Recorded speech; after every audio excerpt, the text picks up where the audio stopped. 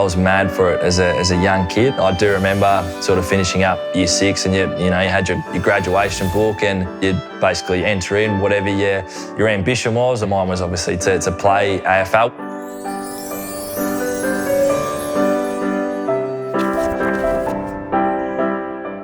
It wasn't probably till I was about 16 or so that I had that bit of growth spurt, and all of a sudden I had to work out how to use it. My arms grew and then my legs grew, and I sort of felt like a bit of a baby giraffe. But it did help.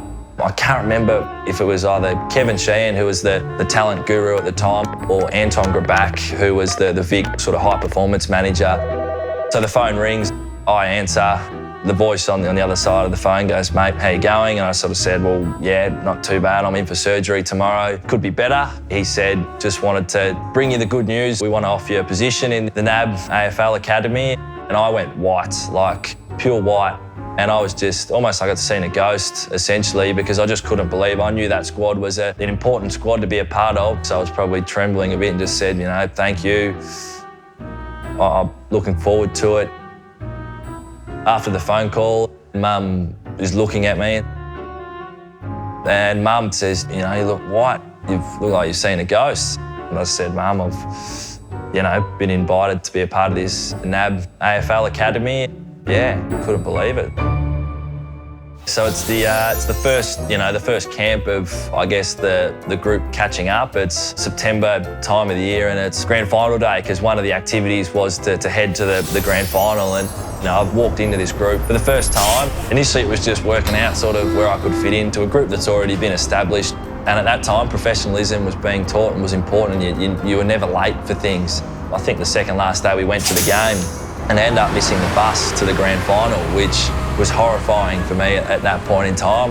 And I just remember me and another one of the blokes who were rooming together, standing there just watching the bus slowly drive away. I thought, I'm done here.